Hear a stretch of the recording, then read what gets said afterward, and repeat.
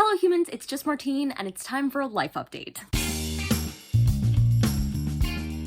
It is like 3 days before June, and I've primarily taken the entire month of May off of filming any content for YouTube. So I wanted to sit down and tell you what has been up. I'll have timestamps down below about like the general things. So I'm going to be talking about what's been happening, what's going to happen in my life, on the channel, and then I'll quickly throw in some recent reads for you with just a few thoughts about each because I've been reading a lot of books and I was really behind on videos, and I'll talk about that more in a second, and I don't want to get more behind, so I'll just tell you about the books I've been reading in this, and then we'll move on with our lives, okay? So basically, the main reason that I took May for the most part off of filming is because I had this huge backlog of videos. Like there was one time and I was sitting there and I was like, guys, I have like 15 videos to edit, and if I keep making videos at this pace, like I'm never going to be posting content when it's relevant anymore. Like it's going to be months and months behind. Even this, I was hoping to be able to post this in the beginning of June,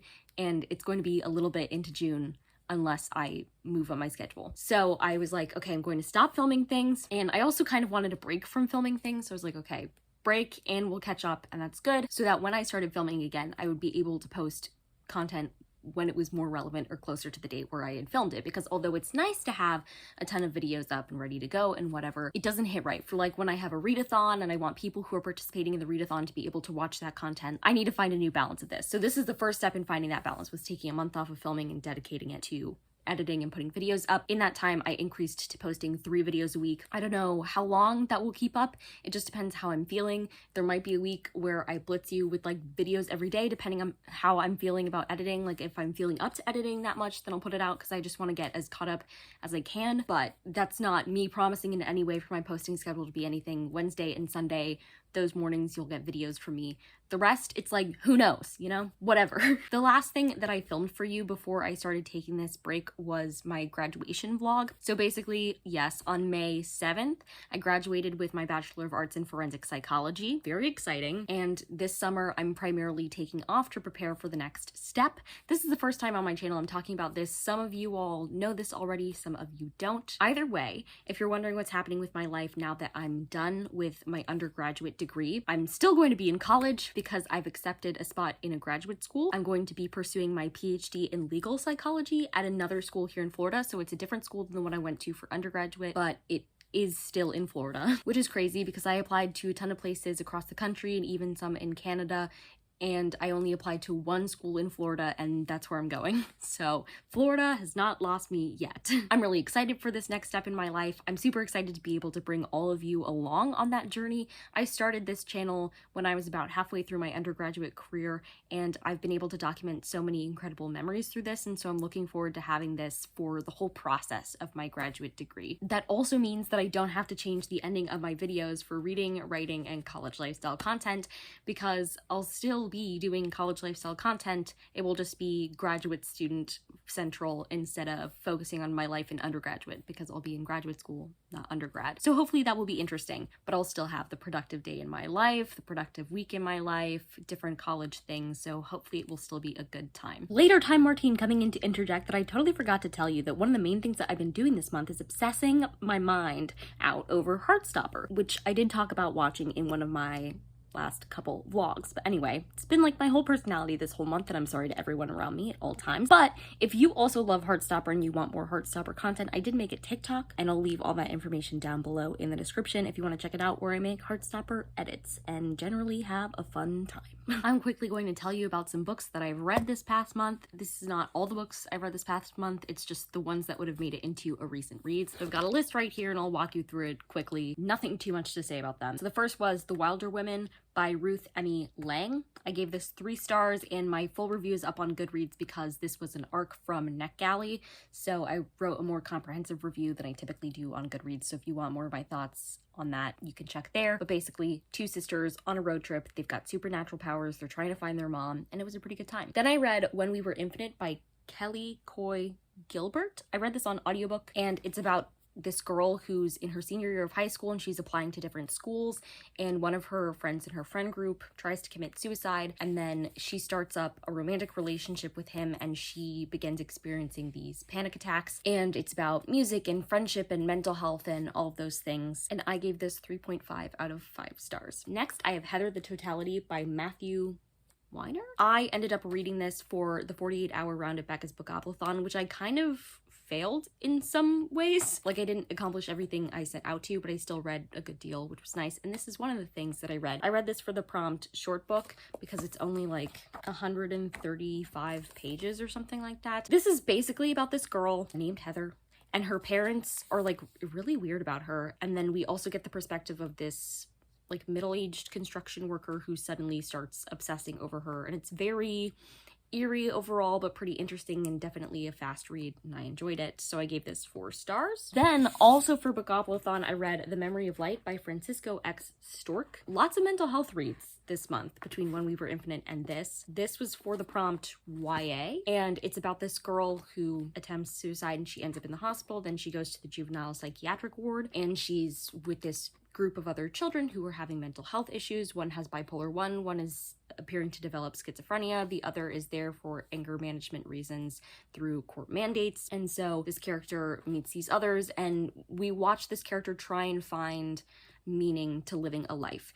And one thing that I enjoyed about this is that the author did say that this is partially inspired by their own difficulties with mental health. So I thought that was really beautiful, and I thought it captured the feeling of depression quite well. I appreciated the way that it handled other mental disorders. I thought they were all pretty accurate representations based on my time in abnormal psychology this past semester. The only thing that they never specified is that one of the characters who has bipolar 1, they just said she was bipolar. They didn't delve into that much. Like, you saw through the symptoms, but bipolar 1 and 2 are quite different. Based on my knowledge of bipolar disorder, I'm pretty sure she had bipolar 1 because she seemed to have like a full out manic episode, and she was hospitalized for her bipolar disorder, and that's one of the conditions that you have to meet in order for it to be bipolar 1 instead of bipolar 2. So I wish they had talked about that a bit more, but otherwise it was good.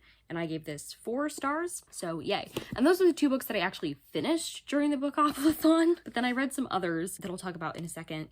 Next, I read Interment by Samira Ahmed, and I ended up giving this 5 stars. I was sitting at like a 4.5, and then I read the author's note. I gave it a 5 stars. I just think this book is really important. I've had discussions on my channel before about Islamic representation in books and literature at large. I really loved this. I think its own voices. The Muslim representation was handled very well. This was a very scary book to read. It's speculative fiction, and it says it's set like kind of in the future, but to be honest, it feels like these events absolutely could have happened, and as was discussed in the author notes, things similar to this were happening to people at the time in the United States. So basically in this, following the travel ban from Muslim countries, there's a ramp up in policy change, and all of a sudden they're sending Muslim Americans to internment camps. And so the main character of this is a young woman, and she and her family get sent to an internment camp because her father is a Muslim poet and he's written some poems that the government did not like. So they get locked up, and she leads a campaign inside this internment camp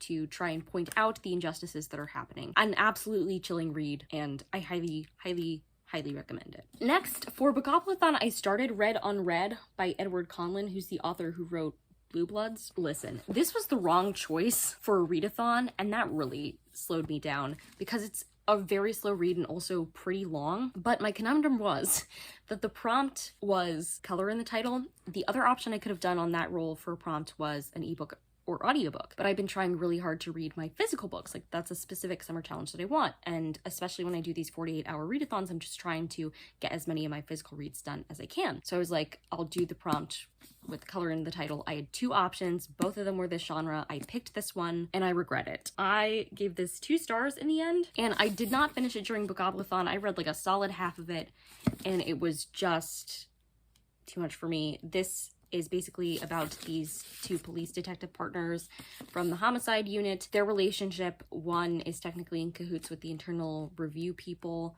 on the other one, but he's also super depressed. There's lots of stuff happening, multiple cases overlapping. I thought the pacing was not good.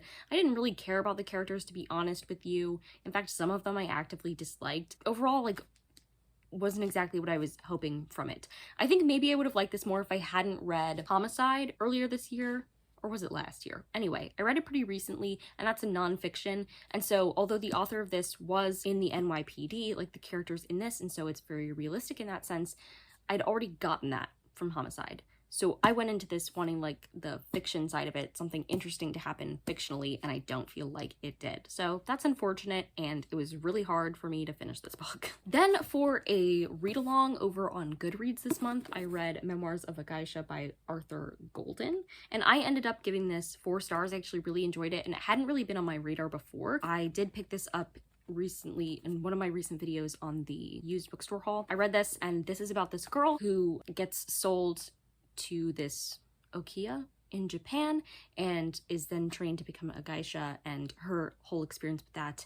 And I just thought it was fascinating. The author did a lot of research to try and make this as accurate as possible, but it is a work of fiction. It was just interesting to read about Japanese culture some more, and I enjoyed this. And it was like the type of slow that I like. Like, this was the type of slow that I dislike. This was the type of slow that I liked, and I cared about the characters in this, and that makes all the difference. Win for this one. And then finally, I read Ripple, A Long Strange Search for a Killer by Jim Cosgrove, who's actually a family friend of mine, so I'm super proud of him. This is a true crime book because Jim Cosgrove, when he went to get his master's, he was studying journalism, and there was this case in his hometown of Kansas City where these people, their son had disappeared, and they'd looked for him for a really long time, and they had no idea where he went. Anyway, 9 years later, his body was identified across state lines, like way far away. And so he wrote about this case for his master's thesis, and just now, many years in the future, he's returned to this story and written it into a book, and it was very